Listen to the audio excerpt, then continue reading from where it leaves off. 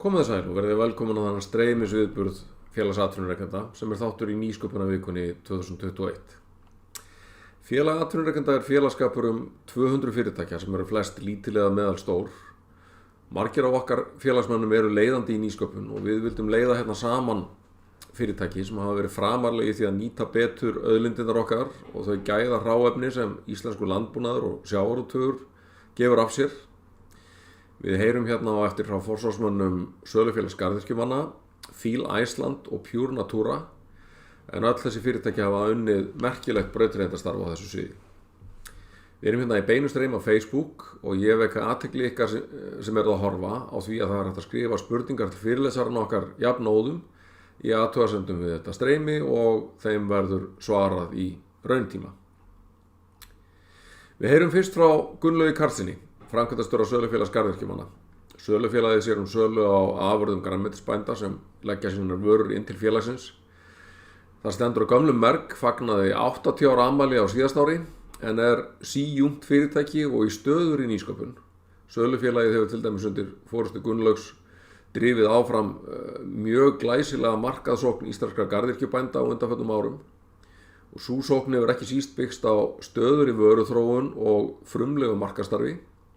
Síðustu árin hefur Sölufélagið lagt mikla áherslu á að fullnýta uppskeru grænmetisbænda og draga úr sóun og Gunnlaugur ætlar að leiða okkur í allan sannleika það verkefni. Gjörðu svo vel.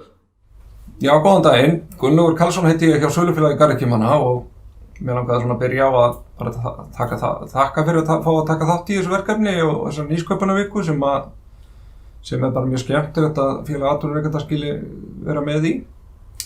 En það nú þannig að Sölufélagi garðyrkjumanna einmitt að vinna með yfir 60 fyrirtækjum og mjög mörg af þeim alveg gríðarlega framsækin og mikil nýsköpun þar í gangi. Þannig að það ekki bæði það að við erum að vinna nýsköpun hér innan fyrirtækins heldur ekki síður með okkar framleiðendum. En ég ætla svona að fá að renna kannski yfir svona ýmis atriði sem við erum að fást við og koma svona inn í ýmsum þáttum meðal annars hvernig við getum bætt nýtingu á grænmeti og hvernig við erum búin að þróa lausnir og slíkt. Og svona sýna einhver dæmi það svona myndræn framsetning og síðan auðvitað að gera svona í lok kynningar að koma svo bara með spurningar og við verðum bara tilbúin með spurt og svarað á eftir. Takk fyrir, nú byrjum við bara kynninguna. Já, svona aðeins Sölufélagið fyrst betur að þetta félagið stofnað 1940 af nokkrum garðyrkjubændum sem tóku sér saman að fara að búa til svona hagræðingu í því að koma vörun á markað og svona sameiginleg innkaup og fleira. Þetta félagið stofnað 1940 og tilgangurinn hefur ótrúlega sagt að þessum 80 árum lítið breyst. Það bara að vinna með garðyrkjunni með öllum tiltækum ráðum, þróa vörur, koma þeim á markað. Þannig að við erum enn þar 80 árum síðar. En ég ætlaði semst að koma inn á svona hvað eru helstu verkefni okkar og hvernig þetta tengist umræðan betri nýtingu, matarsóun, vöruþróun og svo framvegis. Nú, fyrirtækin sem að vinna með okkur eru svona bæði þá annars vegar svona hefðbundið ylræktarver eða ylræktarbú sem að þá svona bæði svona gúrkur, tómatar, paprikur, þetta svona helstu tegundur ýmis salöt og kryddjurtir, mjög mikil flóra í því. Á síðustu árum hafa til dæmis aukist tegundaúrvalið í tómötum alveg greiðarlega. Það yfir 10 tegundir af mismunandi tómötum, það eru margar tegundir af salötum og slíkt sem að þróun sem að tók ákveðnum stökkbreytingum svona upp úr síðustu aldamótum, svona kringum 2002. Þá breyttist starfsumhverfi greinarinnar yfir í það að það var tollfrjáls innflutningur og samkeppnin alls staðar aðrar á heiminum og menn þurfti að bregðast við. Og þar sem menn sá fram á það að það væri kannski erfiðara að keppa í verðum við svona grænmeti sem kemur frá Suður-Evrópu og jafnvel Norður-Afríku, Marokkó og svo framvegis. Þá að brugða á þá ráð að leggja ofuráherslu á gæði og heilnæmi vörunnar. Og það í rauninni það sem verkferðin og verkefni snýst að koma vörum á markað í réttum gæðum, ferskleiki, hollustu og bragð séu sem allra mest og velja þá tegundarafbrigði, ræktunaraðferðir, nota ekki varnarefni í ræktun og slíkt. Og íslenska vatnið okkar náttúrulega algjörlega frábært inn í þetta verkefni og svo erum við að nýta jarðvarmann og svo lýsinguna. Það ekki allir sem vitað að Íslendingar voru miklu frumkvöðlar í nýtingu á lýsingu til dæmis í tómatarækt sem að talið að væri ómöguleiki árið 1994 byrjar fyrsti bóndinn að lýsa tómata og rækta í heilsufarsræktun.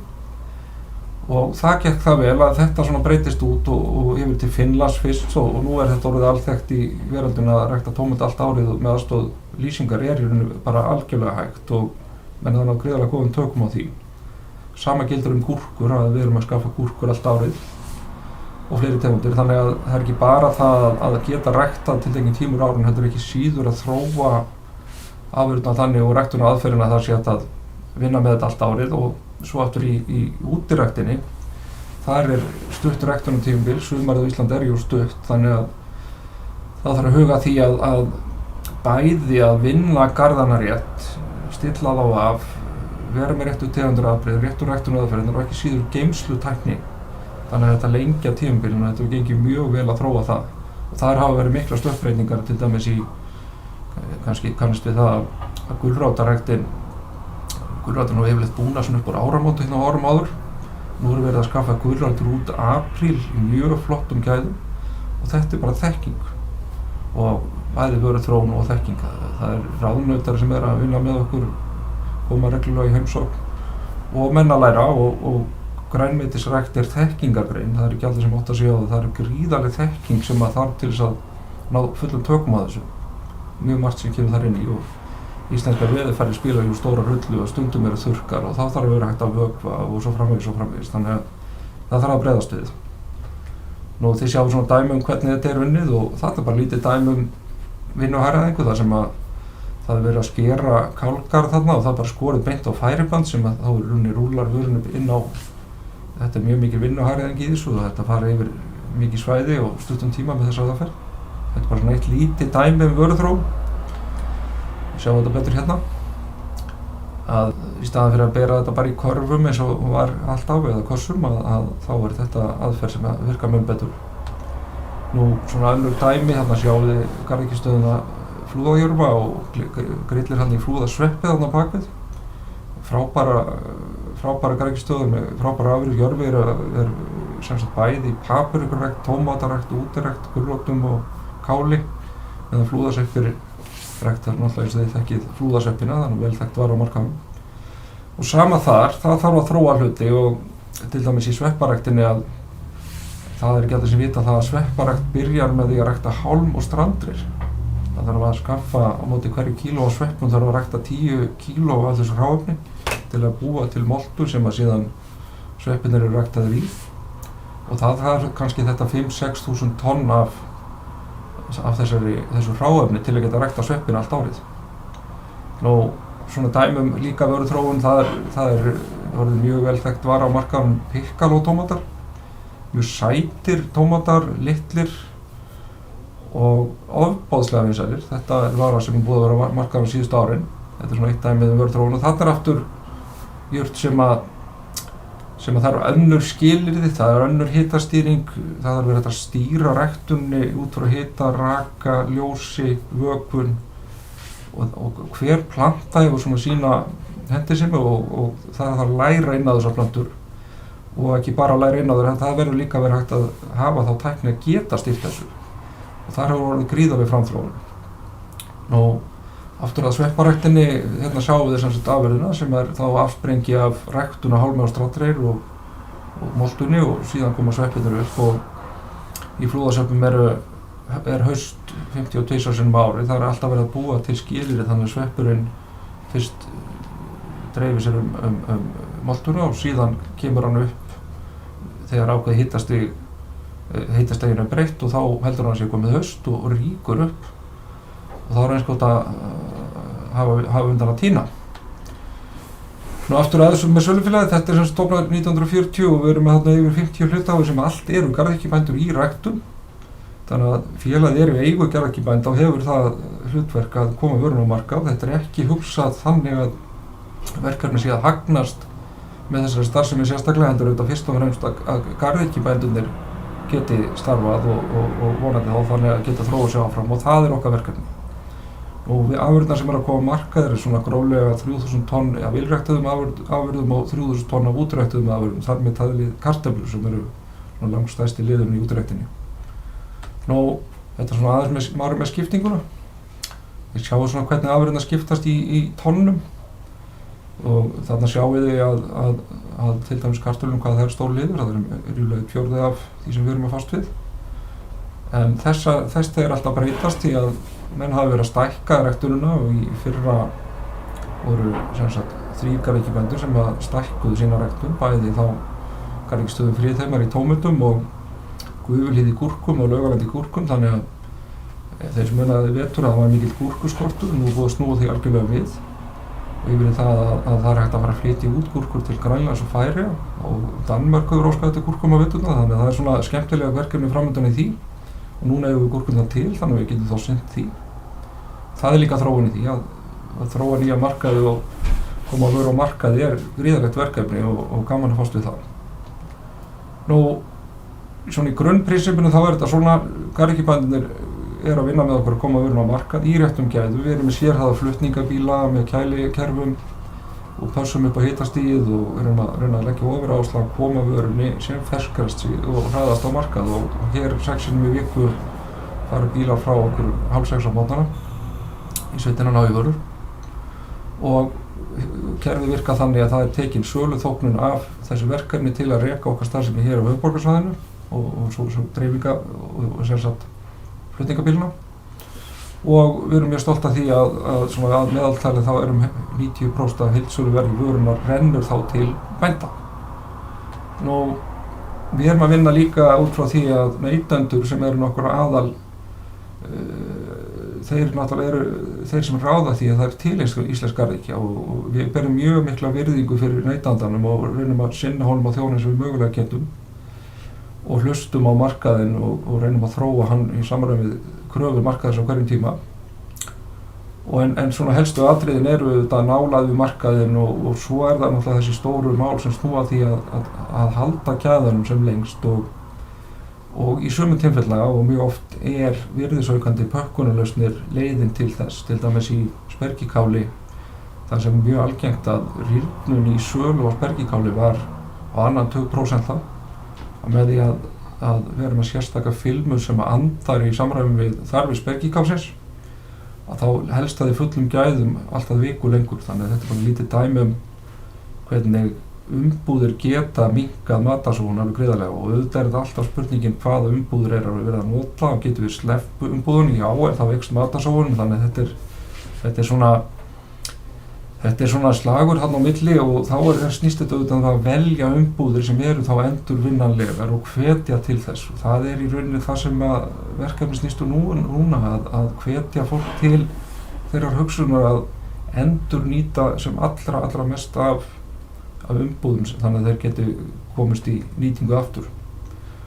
Og aftur að svona helstu gildum fyrirtækisins, það er sem sagt ferskleikinn, gæðin, uppruni vörunar, að merkja vöruna hverjum bónda þannig að það sé andlit á bak við vöruna.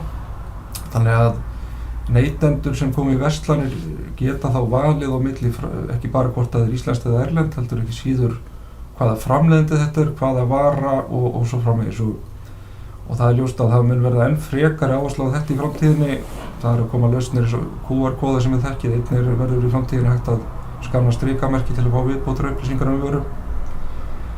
Og svo náttúrulega eitt okkar hjartans mál auðvitað kolefnisfótspor vöruna sem að við teljum að muni skipta meira og meira máli í okkar samfélagi og sannarlega umræðan á þeirri vegferð. Og við sjáum bara mjög aukna áherslu það ekki síst hjá yngra fólki þar sem að fólk að virkilega spá í þetta hvaðan varan kemur, hvaða kolefnisfótspor eru á bakvið framleiðslan og svo framvegis. Og síðan þessi samfélagslega ábyrgð varan og framleiðslan á henni í lagi, í lagi með kjaramál hjá viðkomandi framleiðanda og svo framvegis. Þetta allt atriði sem að neytandi framtíðarinnar vill vita og nútíðarinnar reynda líka. Þetta auðvitað mál sem eru bara í umræðinu akkurat núna. Þannig að lykilatriði gæðir ekki bara varan sjálf, heldur líka hvernig hún framleidd, hvaða umhverfisáhrif hefur þessi framleiðsla, hvernig er staðið að þessu starfsmannamálum og öðru slíku. Þetta allt atriði sem að skipta miklu máli. Og það líka vöruþróun að þróa ferla og lausnir og gæðakerfi í kringum þetta.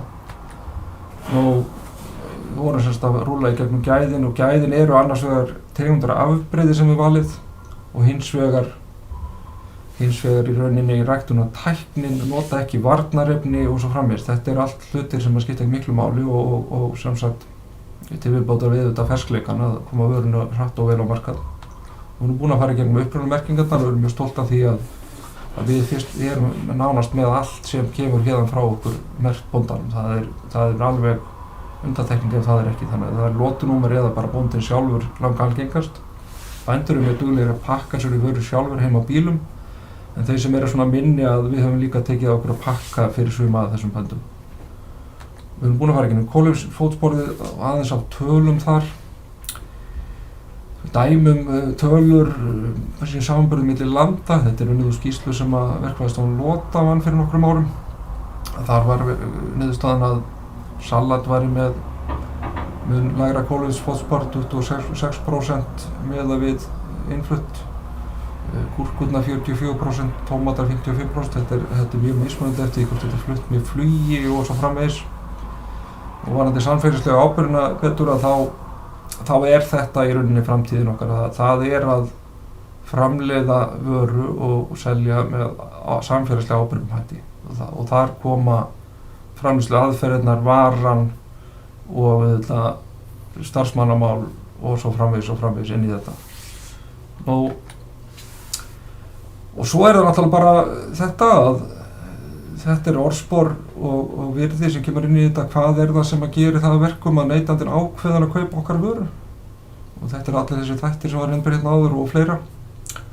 Við erum í rosalega flottu sambandi við okkar framleiðenda hóp og þeir svo við neytendur. Menn eru hvattir áfram bæði beint frá neytendum og í gegnum okkur að halda áfram á þessari braut og þetta ekkert alltaf auðvelt, það er alveg þannig og stundum lenda menn í því að uppskera bara brestur vegna veðurfarsaðstæðna, kulda eða þurrka eða of mikilla rigninga, þannig að það er eiginlega aldrei þannig að þetta sé alltaf eins og við viljum hafa það. Og svo er þetta náttúrulega bara þetta að við höfum bara metnað til að gera enn betur og það þróa þessar aðferðir og nýta betur hluti og við ætlum að koma aðeins betur inn á þessa nýtingu hérna rétt og eftir.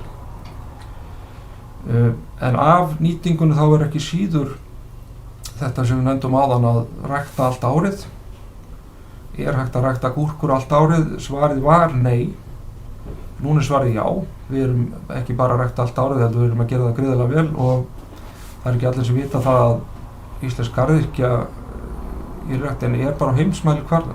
Það er árangurinn sem er að nást í ræktunartækninni og aðferðunum og vörugæðunum eru gríðarlega góð og árangurinn góður og það góður að í þessu tilfelli eins og með gúrkur að við erum komin í þá stöðu að það er eftirspurn eftir þessi vöru á erlendum mörkuðum. Paprikan þarna, hún er ekki stór, það er ekki stór markaðshlutdeild í papriku, þar eigum við töluvert inni og jafnframt þetta með að rækta þetta alveg allt árið, það dettur út svona yfirleitt nánast alveg niður í 0 framboð af papriku svona tímabilinu desember fram í mars og það er bara alveg þannig að þá stoppar bara ekki síminn.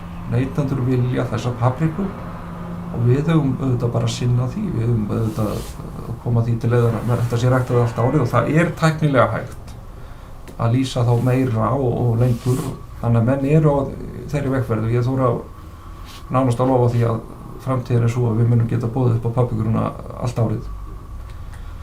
Fleiri tegundir, það er alls konar salat í gangi, rósasalat, grandsalat og alls konar, það er mikil flóra í þessu og mikil uppgangur í salatrækt á Íslandi og gaman að sjá það. Og það er aftur sama, það er að fara saman vöruþróun, réttar umbúðir, koma vörun á markað, þetta er mjög viðkvæm vara eftir að búið að skera þetta, þannig að þetta líftíminn er stuttur, þannig að þetta er mjög krefjandi verkefni en skemmtilegt.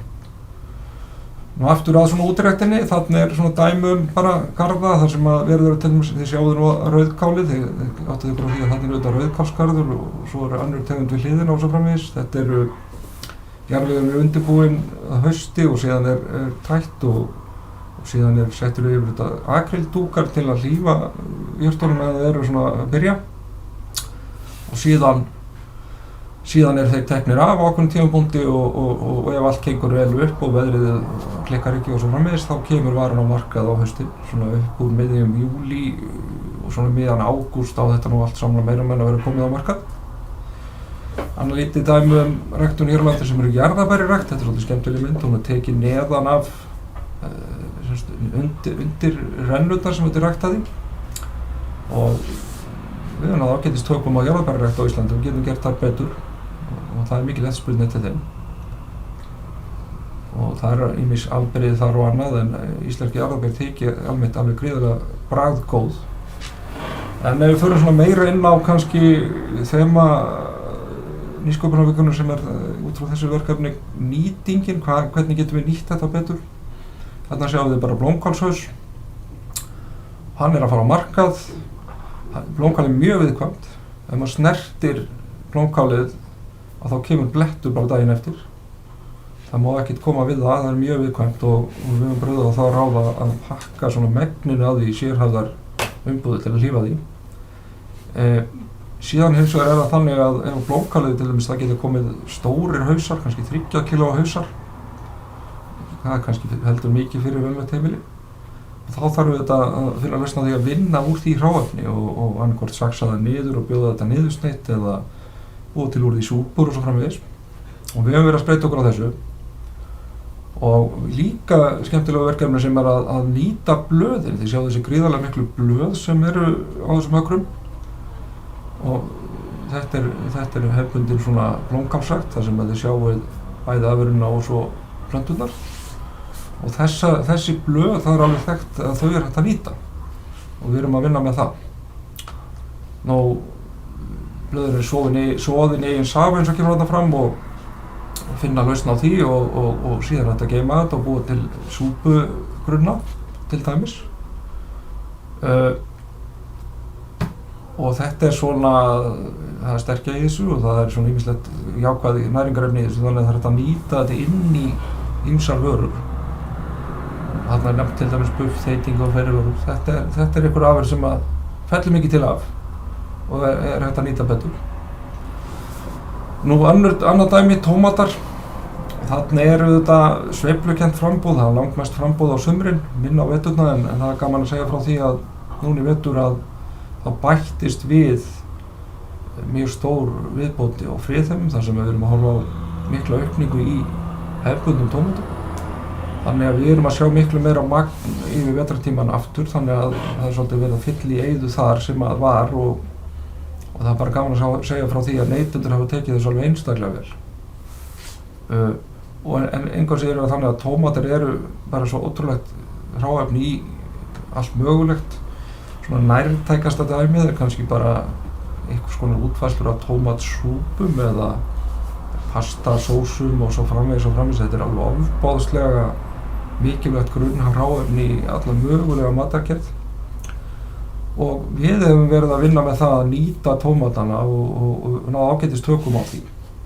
Og frægasta dæmið kannski þögna nýtingu á tómatum þetta á friðheimum þar sem að þeir bjóðu bara upp á tómatsúpu þar allt árið. Ætlum nú fyrst að hafa þetta sem svona lítið smá sætt verkefni en þetta er bara orðið alvöru verkefni og þetta er orðið 100.000 manna sem hafa fengið sér tómatsúpu á friðheimum, alls staðar aðra á heiminum. Nú, síðan erum við kannski með annað dæmi sem mjög skemmtilegt, það þetta bara blómkálssúpan. Þarna erum við bara með lausn á því að nýta allt blómkál sem fellur til. Og við erum búin að ná bara ágætis tökum á því. Gerum mjög flotta tilraun í því í fyrra og hún gekk algjörlega upp og það voru fleiri tonn af blómkáli sem við nýttum í þessa vöru. Og sama gildir spergilkálið, það er alltaf að vinna með það í súpur og við höfum gert mikið af því alveg eins og með blómkálinu. Það er svipuð framleiðsluaðferð en hún byggir á því að vinna sér í haginn, vinna fyrir veturinn, að taka þetta saman og búa til súpugrunna sem eru svo unnið með allan veturinn. Og kartöflurnar, þar hafa verið mikla framfærir bæði í ræktunartækninni, geymsluaðferðunum og eins í nýtinguna að hér áður fyrir voru smæstu kartöflurnar, þær lentu nú bara í dýrafóður. Nú eru þær unnar úr þeim parísarkartöflur, smælkið orðið vinsælust afurðin á mörgum veitingastöðum. Þannig að kartöflusmælki inn í ofnin og svo framvegis. Þetta er vara sem er gríðarlega vinsæl. Þannig í dag má segja að bóndinn er að ná að nýta miklu betur úr sínum görðum alla uppskeruna. Gulrætur eru vaxandi grein hjá okkur og við erum að ná enn frekari tökur á þeim og stærsti þátturinn þar var þessi þróun með geymslutækni. Hvernig ná að geyma gulrætur þannig að þær séu ennþá í fullum gæðum í apríl. Og við erum komin þangað. Að nú getum við boðið upp á þessa vöru svona apríl fram í maí og jafnvel lengur. Þannig við erum að láta okkur dreyma það að sem sagt að við getum farið að bjóða upp á gulræturnar alveg allt árið. Það munar 3 mánuðum eða svo. Núna eins og staðan er núna. Við erum bara að lengja tímabilið mikið. Þetta er og eins með gulræturnar ef það brotna og slíkt þá er þetta að raspa þær niður, það er þetta að búa til úr þeim súpur, það er þetta að skræla þær niður í búta og selja sem snakk og svo framvegis. Það er þetta að vinna mikið með þetta og gulrætardrykkir og svo framvegis þannig að það er hægt að vinna mikið með þetta. Við erum svona komin svolítið á stað og við höfum fundið nokkra góða lausnir á því. En þarna er klárlega hráefni sem að er hægt að nýta betur. Þetta er svona nokkur dæmi kannski lausnir sem að eru svona kannski ýmist bara tilbúnir í ofnin, foreldað eða tilbúið til eldunar. Þetta er svona nokkur dæmi lausnir sem er hægt að vinna með í grænmetinu. Þarna er svona aðrar lausnir þar sem við sjáum þarna það sem er búið að vinna forsóna kartöflur, kartöflubátar, gulrótarsnakkið og svo framvegis. Þetta er allt svona vörur sem að eru í rauninni þægindavörur og mjög vinsælar. Rófurnar eru líka mjög mögnuð vara og þeim líður ekki illa á Íslandi. Það vaxa ágætlega og ágætis frambúð af þeim. Þarna eigum við töluvert inni að nýta meira úr þeim. Það er reyndar einn aðili sem að býður upp á heimsfræga rófusúpu hérna í Svörtufjörðum. Ég hvet ykkur til að prófa hana ef þið eru þar á ferðinni. Það er vara sem klárlega erindi inn á markaðinn og væri gaman að vinna með það. Það er eitt af verkefnum sem við þurfum að fara í. Það er að bjóða upp á gulrótarsúpuna, rófusúpuna. Þarna í rófunum sjáum þarna aftur það sama með geymslutæknina. Við getum boðið upp á rófur í fullum gæðum allt árið í dag og þarna er rakastýring, hitastýring gríðarlegt atriði og menn eru búin að byggja sérhæfðar geymslur til að ná tökum á því. Sjáðu svona dæmi það hérna. Og hérna komum við aftur inn á þetta með allt árið. Við erum að tala þarna um þróunina, hvernig getum við náð að lengja uppskerutímabilið, lengja sölutímabilið og svo framvegis. Og við erum með þetta grænmetisdagatal og það er alltaf að bætast í það bæði fleiri vörur og líka að tímabilin eru að lengjast. Það er orðið hægt að bjóða upp á þetta lengri tíma á árinu en var áður. Og þetta svona endurspeglar það. Og eitt af þeim verkefnum sem við fórum út í fyrir nokkrum árum, 2017, var að við erum svolítið vör við það að okkur fannst svona eftir að hafa heimsótt fyrirtæki í Danmörku sem heitir Meyers Mathús sem hefur sérhæft sig í sölu á mat til skóla og leikskóla og grunnskóla. Og fórum við að skoða hana markað og fengum til liðs okkur fólk sem hafði þekkingu á þessu markaði, þannig að við tókum okkur til og stofnuðum fyrirtæki Matartíminn sem deild út úr sölufélaginu og erum að bjóða í dag upp á mat til skóla og leikskóla með þetta 4.000 til 5.000 börn á dag og þar er einmitt sömu áherslur, hágæða matur, unnin úr íslenskum hráefnum, megináhersla og auka vægi svona hollari afurða og grænmetis og framvegis inn í þessu skóla og margir héldu því nú fram í upphafi að börnin vildu ekki grænmeti, þetta er alrangt. Þau elska grænmeti. Hins vegar er ekki sama hvernig þetta er gert, það er ekki sama hvernig þið boðið upp á þetta og þetta er alveg ótrúlega skemmtilegt verkefni að sjá hvernig þetta hefur þróast. Og áherslan er bara hágæða vara og setja þetta rétt fram. Þið sjáðu svona dæmi framsetningu til dæmis á salatbar í Hagaskóla og slíkt. Það er ekki verið að blanda þessu mikið saman, leyfa börnunum að velja og þau eru ótrúleg. Þau tína þetta á diskinn, raða þessu saman, litir og svo bara fara þau að borða miklu meira grænmeti. Þannig að þetta er alveg dásamlegt verkefni. Nú svona fleiri atriði sem kom inn í þetta, baka brauðin í skólunum, steikja og sjóða fiskinn í skólunum, að reyna að hámarka gæðin og þetta búið að vera bæði krefjandi og skemmtilegt en þetta alveg gríðarlega skemmtilegt verkefni og þarna aftur líka að vera að nýta betur hráefnið, útlitskallaða gúrkan, hún bara skorið niður, ekki þannig. Þannig að þið sjáðu fleiri svona dæmi hvernig svona þessar lausnir eru framsettar og enn fleiri dæmi. Nú við erum líka að vinna með ungu fólki sem að til dæmis skólanum matreiðslunemar og slíkt, við bjóðum þeim bara í heimsókn í Garðana á haustin og þá bara uppskeruferð og þá kynnast menn grænmetinu og taka með sér sýnishorn í kassa og vinna svo með það. Þetta alveg rosalega skemmtilegt og svona gaman að leyfa fólki sem að fara að vinna í þessum störfum inn í framtíðina að spreita sig svolítið á því að skera kál og taka gulrætur og svo framvegis. Og þetta orðið bara búið að vera núna og verður reglulegu hluti af okkar prógrami að bjóða upp á þessa ferð hjá nemunum og gefur mjög góða raun. Þannig að séu eða að mynda þessu, það bara allt á fullu. Nú, svona dæmi svona nýjungar sem hafa verið undanfarið, það eru kryddjurtir. Sjáum það hérna vinstra megin að þarna eru nemarnir að skoða þar. Við eigum alla möguleika þar, þetta svolítið nýtt á nálinni að bjóða upp á kryddjurti í pottum, það er ekkert mörg ár síðan það fór að verða algengt. En þetta mikil gróska í þessu, svo þarf að kenna fólki að vinna með þessar jurtir, að maður fer með pottinn heim og helst að láta vera hún í vatni þannig að hún vökkur sig aðeins og þetta haldist lengur. Og þarna sjáum við hérna myndina þess að komin inn í ræktunarklefana í Flúðasöfnum, skoða svepparæktina. Aftur að hvernig sveppirnir verða til, við fórum nú aðeins inn á það náðum. Svo svona fóruðu við í heimsókn einmitt í eldhúsið á Friðheimum, þetta nú þarna það sem við verðum að framleiða þessa heimsfrægu tómatsúpu og fleiri rétti.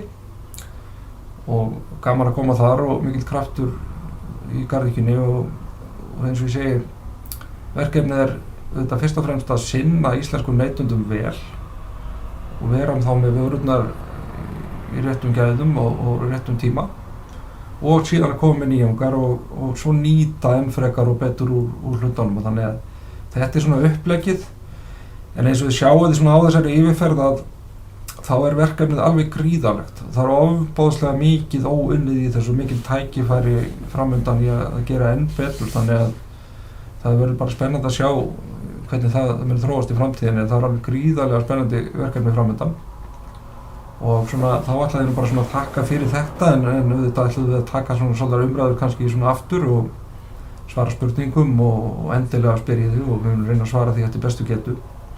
Við hérna hjá Sölufélagi garðyrkjumanna og íslenskir garðyrkjubændur þökkum bara fyrir okkur. Takk fyrir. Þakka þér fyrir, Gunnlaugur. Næst heyrum við frá Ankra Feel Iceland, en það fyrirtæki sem stofnað 2013 utan hugmynd stofnendana Hrannar Margrétar Magnúsdóttur og Kristínar Ýrar Pétursdóttur að nýta fiskroð til að vinna kollagen í ýmsar hágæðavörur eins og húðvörur og fæðubótarefni. Eitt af markmiðum fyrirtækisins að auka verðmæti íslenskra sjávarafurða með fullþróun vara sem eru seldar bæði hér á landi og á stækkandi alþjóðlegum markaði. Frá þessu ætlar Hrönn Margrét Magnúsdóttir, eigandi og framkvæmdastjóri fyrirtækisins að segja ykkur. Gjörðu svo vel. Komið sæl, ég heiti Hrönn og ég annar stofnanda Feel Iceland og ég ætla að segja ykkur aðeins frá okkar vegferð þegar við stofnum fyrirtækið og hvert við erum komnar í dag. En það var sem sagt ég og Kristín sem hittumst í sjávarklassanum árið 2013 og ég var þar að ég var með aðra hugmynd að stofna fyrirtæki tengt sjávarútvegi og þarna rosa mikið gróska og Kristín var í sumarstarfi hjá sjávarklassanum og við erum mikið að spjalla saman og síðan kemur Þór sem þarna yfir sjávarklassanum og með þá hugmynd að nýta fiskroð eitthvað betur.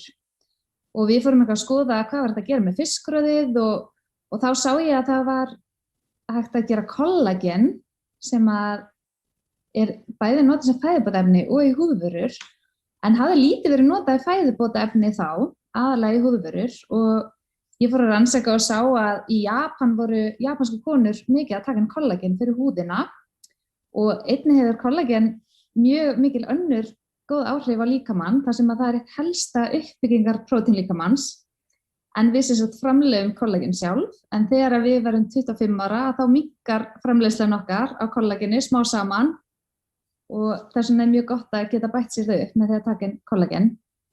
En þegar við vorum að skoða kollagenmarkaðinn á þeim tíma þá var mestmegnis verið að nýta kollagen úr svínum og nautum og kjúklingum og við sem sagt sáum að mannslíkaminn gat tekið kollagen sem var framleitt úr fiski miklu betur upp heldur en annað kollagen og þegar það ekki eldisfiskur eins og við erum að nýta villta þorskinn sem syndir í kringum Ísland að þá eru engin svona ekki búið að nota nein bóluefni eða það eru engin svona sjúkdómar eins og kúariða og slíkt sem getur smitast annars í fólk.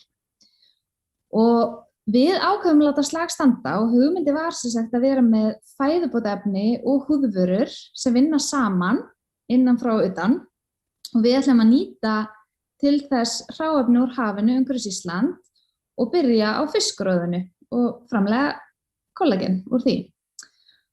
Og við sem sagt byrjum að hafa samband við kanadíska framleiðanda, við fengum prufur alls staðar á heiminum og vorum með til okkar efnafræðing sem að bara greina allar prufurnar og svona fóru gegn framleiðsluferli og þróa fyrir okkur vöru og við náðum langbestu gæðunum með þessum framleiðanda í Kanada þannig að við erum búin að starfa með honum núna bara frá upphafi. En áður en við fórum að koma með vöru á markað að þá fórum við í svolítið mikla vinnu varðandi samfélagsábyrgð að því að við vorum að nýta þarna hráefni sem var áður hent og við vildum geta gert þetta eins vel og við mögulega getum og fengum ráðgjafa til þess að aðstoða okkur í upphafi og það sem að við ákveðum að fókusa á voru gæði, umhverfi og samfélag. Og við notum aðeins fyrsta flokks hráefni í Fíla Ísland vörurnar og pössum upp á alla merkingar séu í lagi og erum þannig að tryggja öryggi viðskiptavina okkar. Og við erum alltaf að hugsa umhverfið í öllu sem við gerum, þannig að við erum að endurnýta eitthvað sem áður var hent með tilheyrandi kostnaði. Við pössum upp á umbúðirnar okkar eins umhverfisvænar og mögulegt og erum alltaf að reyna að bæta okkur eins mikið við getum með þessu og vorum til dæmis að koma að marka núna áfyllingar á dósirnar okkar en við ákveðum að nota ál þar sem að það hægt að endurvinna álir endalaust og bara eitt umhverfisvænasta efni sem hægt að nota í umbúðir í dag. En það sem við vildum líka fókusa á var að við vildum skapa vinnu hérna á Íslandi og passa upp á jafnrétti og við erum með allar okkar framleiðslu fyrir utan þá kollagenu sjálft sem framleitt úr íslensku fiskgrói í Kanada en öll önnur framleiðsla fer fram á Grenivík fyrir norðan. Og það var svo gott að vera búin að leggja sér þessa línur í upphafi þannig að þá var ákvörðun að taka miklu auðveldari af því að við vorum innan þessa ramma. Fyrsta varan okkar kom svo á markað 2014 og það var aminomarín kollagen sem hérna í miðjunni og kollagenduft, hreint kollagenduft og sú vara hefur virkað mjög vel og ennþá okkur sögulegasta vara og við erum búin að fá umfjallanir í flottum tímaritum þar sem verið að dásama vörurnar okkar og þykir sérstakt að við séum að nota íslenska fiskgróðir í vörurnar okkar og fljótlega komum við svo með Eidsirvænd sem eru hylki fyrir húðina og innihalda kollagen og hyaluroníksýru og C-vitamin og síðan komum við Jointry-vænd sem innihaldi kollagen og chondroitin sulfat en það eru mjög margir sem að hafa fundið mikinn mun á sér varðandi liðverki sem hafa verið að taka inn kollageni. Við hefum líka unnið verðlaun fyrir vörurnar okkar. Við unnum Beauty Shortlist Wellbeing Awards 2020 en það eru dómarar í London, New York og Sydney í Ástralíu sem eru að prófa vörurnar í 3 mánuði áður en að það er valin besta varan þannig við vorum mjög stolt af þessum verðlaunum og síðan unnum við núna í lok síðasta árs Global Makeup Awards og þá vann Aminomarín kollagen verðlaun fyrir bestu náttúrulegu vöruna og Eidsirvænd lenti í 3. sæti fyrir nýstárlegustu vöruna og það alltaf voða gaman að fá svona verðlaun erlendis. En síðan höfum við náð að vekja einhverja athygli þegar við vorum tilnefnd til besta vörumerkis landsins, starfsfólk vörumerkja sem eru með 49 eða færri starfsmenn og vorum mjög stolt af þessu verðlaunum að það er svo flott fyrirtæki sem voru tilnefnd þarna, en við hlutum nú ekki verðlaunin þessu sinni, en við fengum rosa góða svona greinagerð hvað fólki fannst vörumerki og vörurnar sem við nýttum okkur í hvernig við getum bætt okkur og komum strax með áfyllingar í kjölfar, af því það var mikið talað það að fólk vildi fá áfyllingar og gaman að sjá líka hvað voru margir sem töluðu hvað vörurnar hjálpaði mikið og vera að kaupa aftur að þeir fyndi svo mikið mun á sér. Síðan fórum við í samstarfi Ölgerðina, en okkur langaði svo að vera með drykk með kollageni og áttum okkur því að við varum ekki alveg með burði að bara framleiða drykki í fjöldavís. Þannig að við höfum samband við Andra hjá Ölgerðinni og þetta var árið 2017 og komum með þá hugmynd að við myndum framleiða með þeim drykk sem inniheldur kollagena okkar. Og það hófst 2 ára þróunarstarf og úr varð svo drykkurinn Collab sem að hefur gengið ansi vel núna og er orðinn frekar þekktur á Íslandi. Og við erum núna komið 5 bragðtegundir og ætlum að koma með eina sumarútgáfu í júlí. Það er gríðarlega gaman að sjá hvað þessi drykkur hefur verið vinsæll, sérstaklega af því að það er fiskrót í drykknum. Þannig að við erum búin að setja fiskrót og þorski í eitt vinsælasta drykk landsins. Þannig að okkur fannst það afar skemmtilegt. Síðan erum við að fara að koma með nýja vöru á markað, núna bara í næstu viku. En það er varan Oh My God og þetta er andlitsserum og þarna erum við með kollagenu okkar. Og við erum líka með meltingarensím úr þorski sem að klippa prótein, þannig að húðin er að endurnýjast hraðar og við ákveðum að skýra vöruna Oh My God af því að þarna erum við að nota bæði þorskroðið og við erum að nota meltingarensím úr þorski og ákveðum bara að gera svolítið mikið úr þorskinum og vera ekkert að fela það að þarna er þorskur, við erum mjög stoltar af því. En varan inniheldur aðeins 9 innihaldsefni og það er það hreint að það má borða það, þá við kannski mælum ekki með því, en þetta er svínvirkar, þetta er frábær vara og það er svo gaman hvað hún er náttúruleg, vera að nota eitthvað á þorskinum, en samt svona áhrifarík. Og við fengum hann að Sögu Garðars til þess að vera andlit vörunar, bæði af því að þetta er pínu fyndin nafn og hún er mjög fyndin en gullfalleg líka og flott til þess að fronta vöruna fyrir okkur. En næstu skref hjá okkur eru núna að við erum búin að koma okkur ágætlega fyrir hérna á heimamarkaði og okkur finnst alveg ótrúlega skemmtilegt að við höfum náð að gera svona frekar high-end vörumerki með því að nýta eitthvað sem var áður hent. Og vonandi eru fleiri sem geta gert meira með þetta eins og ég veit að Pure Natura er að gera sem er gríðarlega flott líka. Og þetta vekur athygli erlendis og Ísland er þekkt fyrir hreinleika og tala ekki núna þegar eldgos við erum mikið í fréttum og svona en fólk er hrifað í Íslandi og fólk er líka hrifað af því að það sé verið að endurnýta eitthvað sem var áður hent af því að þetta er náttúrulega bara hágæða hráefni sem var verið að henda. Eða þá að nýta í einhverju svona ódýrari afurðir. Og núna erum við sem sagt, við erum búin að selja vörurnar okkar í Magasin Nord í nokkur ár og höldum því áfram. Og síðan erum við að fara núna inn á Bandaríkjamarkað og erum komið söluaðila þar og fengum auglýsingastofu til þess að svona greina markaðinn fyrir okkur og hvar væri helstu tækifæri fyrir okkur og þeir eru sammála okkur að Ísland er það sem að selur og að vera með svona hreina hágæða vöru sem kemur frá Íslandi sé eitthvað sem mun vekja athygli, þannig að við munum sjá hvernig það fer, það verður gaman að fylgjast með því. En síðan erum við að fara inn á Bretlandsmarkað líka núna í september og erum að undirbúa það og þannig að við tökum þessa 2 markaði, getum svolítið samnýtt auglýsingarefni milli þessara markaða en síðan erum við líka að undirbúa að fara inn á kínverska markaðinn sem að sjálfsögðu gríðarlega stór en við munum bara velja svona nýts verslanir til þess að selja í fyrst og vera aðalega á netinu og við sjáum að það mikill áhugi þar.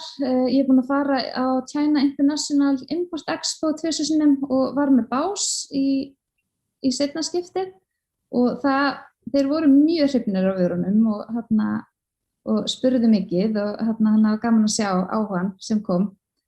En þannig að það er það sem við förum líka í og gaman að geta tekið íslenska þorskroðið út allan heim og vera með það í hágæða vöru. Þannig að það verður skemmtilegt að sjá það.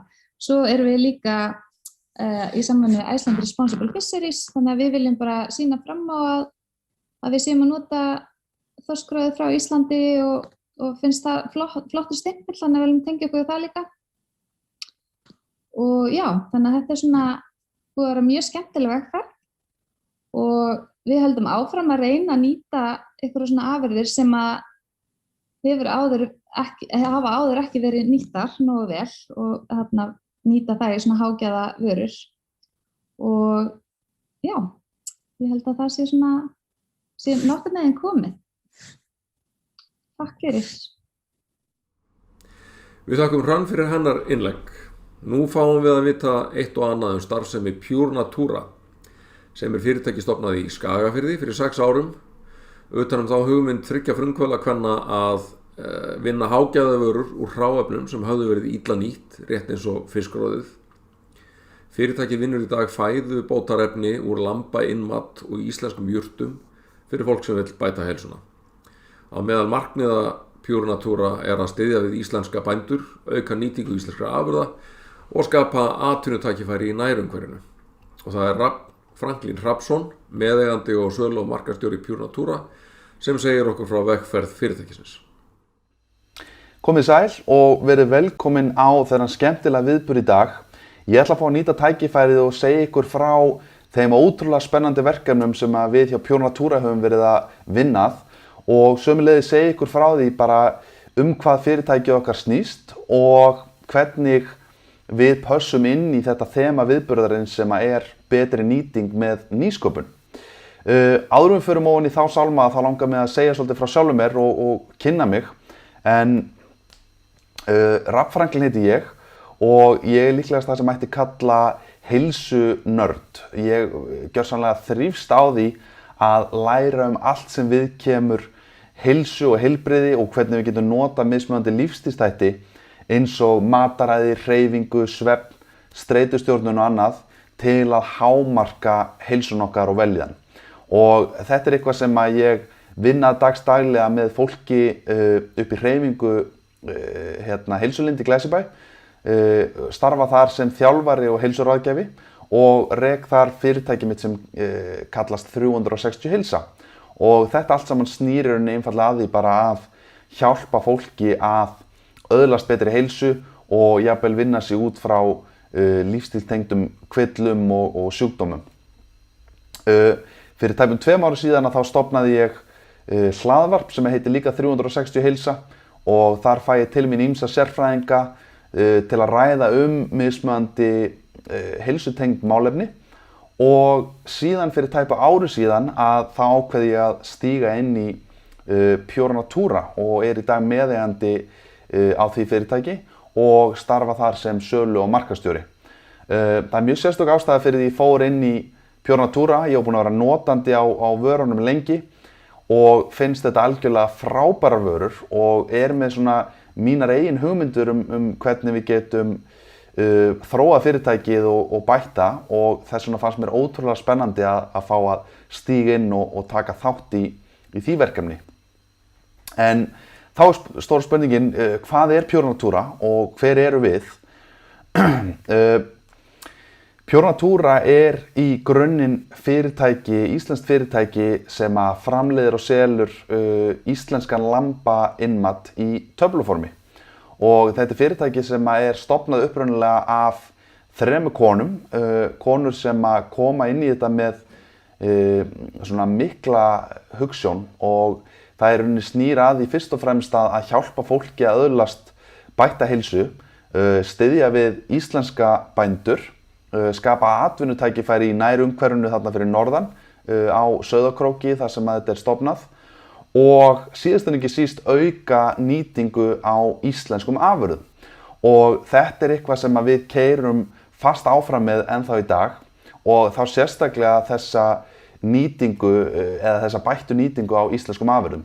Ég á þeirri skoðun að dýraafurðir séu ein næringarríkasta fæða sem við komumst í og þess vegna finnst mér gríðarleg synd að við séum í dag ekki að nýta betur þær verðmætu afurðir sem að standa okkur til boða og geta hjálpað okkur í rauninni bara að bæta heilsun okkar. En það er akkurat það sem við ætlum að kafa ofan í dag.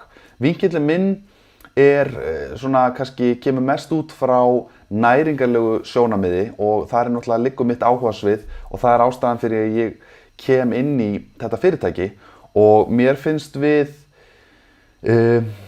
sem samfélag vera komin svolítið út af sporinu með mataræði og hugmyndirnar okkar í kringum mataræði.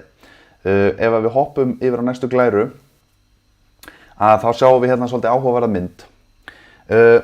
Staðan í dag er að við erum í rauninni, við borðum of mikið af mat. Við sko lifum við ofgnótta mat og borðum of mikið en á sama tíma erum við upp til hópa vannærð. Við erum að fá of lítið af næringu.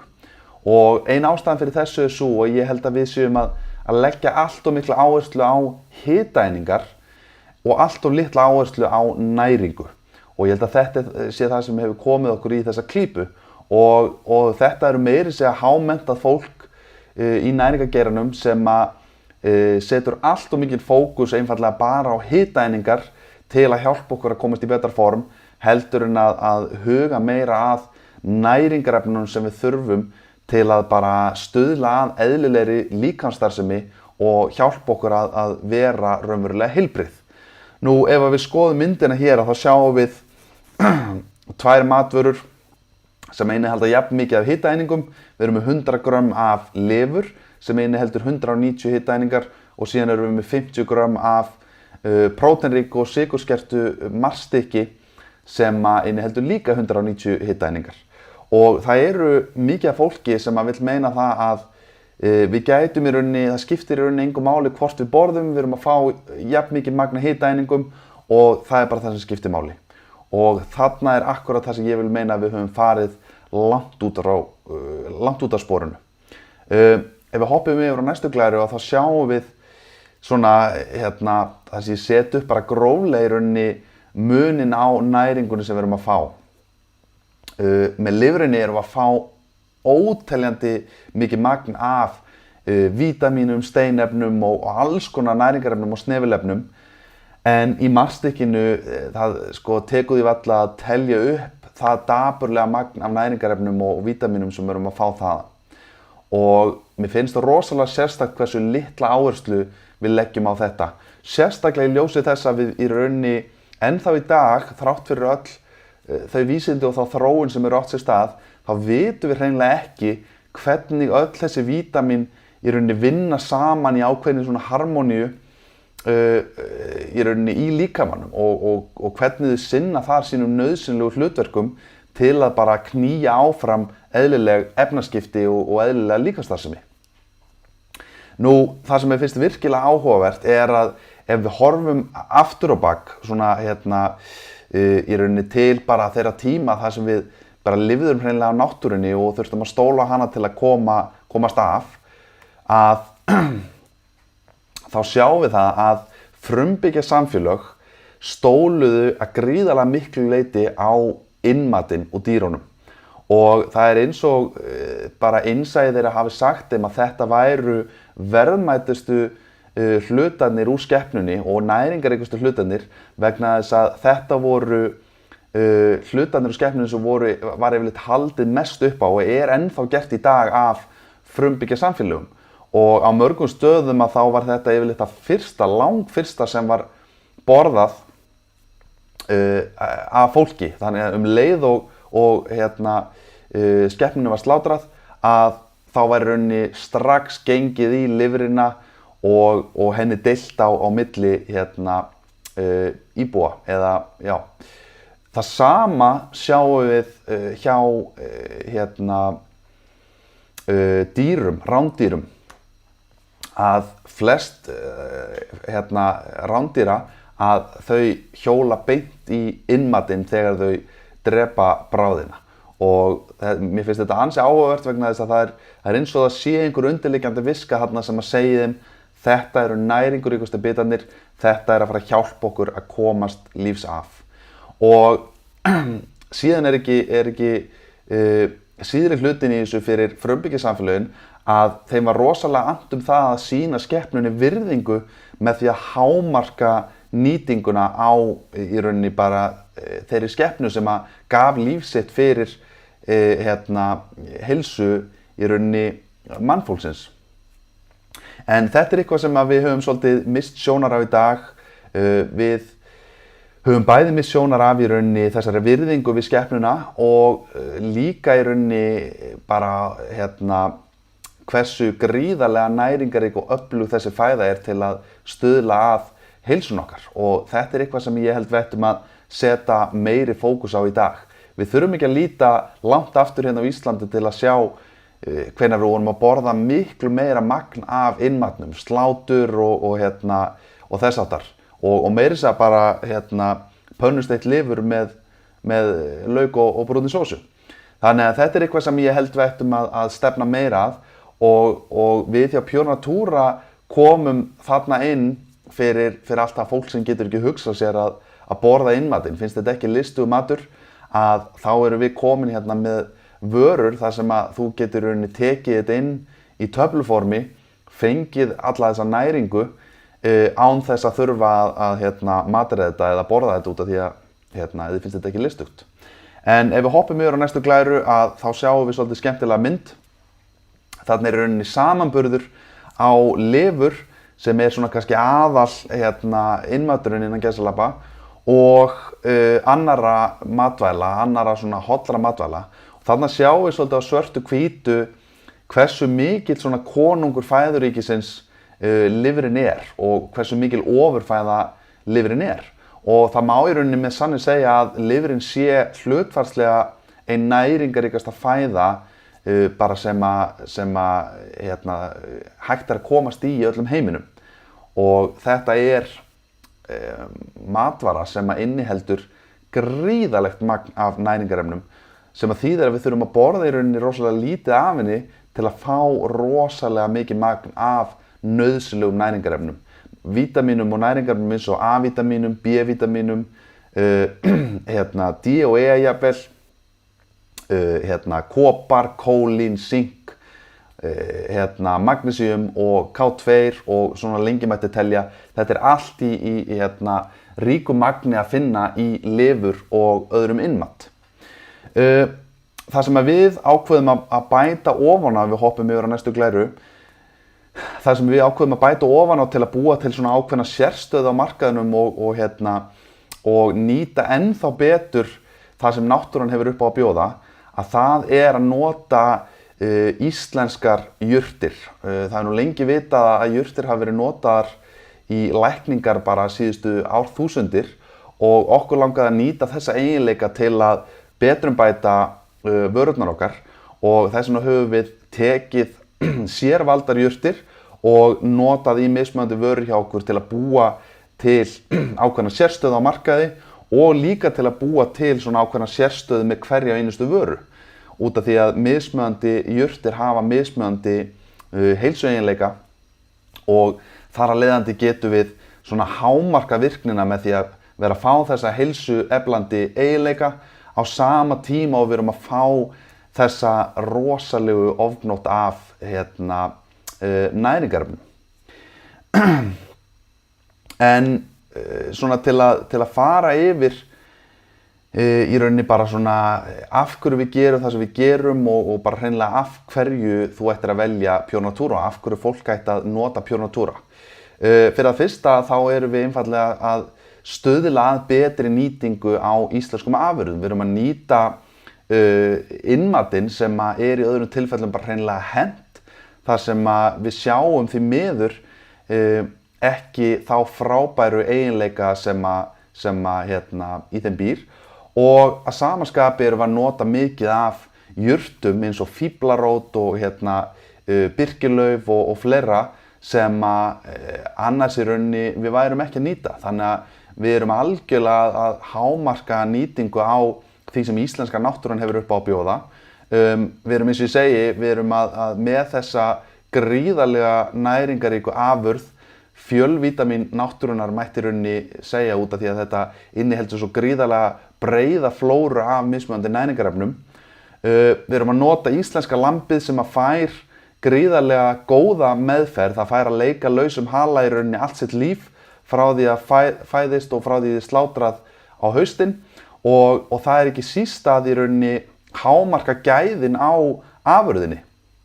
Það sem skepnur sem fá að lifa á bara sínu náttúrulega fæði, sem bara grasið og berin og lingið í náttúrunni, og sömuleiðis lifir það við rosalega streitulaust líf sem ég vil meina að hafi áhrif á gæði kjötsins. Eins og ég nefndi áðan, við notum þessa samblöndu af innmat og jurtum. Við erum með eina fyrirtækið í heiminum sem í þessum geira sem að blanda saman innmat og jurtum í fæðubót, og síðan síðast en ekki síst að þá notum við einungis afurðir beint úr náttúrunni. Við erum á þeirri skoðun að náttúran hreinlega veit betur. Það sem við fáum úr náttúrunni ekki auðveldlega hægt að líka eftir í tilraunastofu, og þess vegna teljum við að besta leiðin til að hámarka heilsun okkar sé einfaldlega að nota afurðir úr náttúrunni, fá næringuna beint úr náttúrunni. Þar erum við með hina fullkomnu formúlu og blöndu af næringarefnum og vítamínum og steinefnum og öðru til að í rauninni hjálpa líkamanum okkar að vera eins heilbrigður og mögulegt Annars ekki mikið fleira frá mér. Ég segi bara takk kærlega fyrir mig og okkur, og ég vona eindregið að ykkur hafi fundist þetta áhugavert og að þið kíkið á okkur á purenatura.is. Takk fyrir mig. Þakkaði fyrir hann. Nú höfum við heyrt frá 3 býsna mögnuðum nýsköpunarfyrirtækjum á sviði matvælaframleiðslu, fæðubótarefna og heilsuvara. Við vonum að þetta sé gott innlegg í þann hugmynda- og reynslubanka sem nýsköpunarvikan og verði öðrum fyrirtækjum hvatning til að gera enn betur, kveiki jafnvel nýjar viðskiptahugmyndir, og þá tilganginu náð.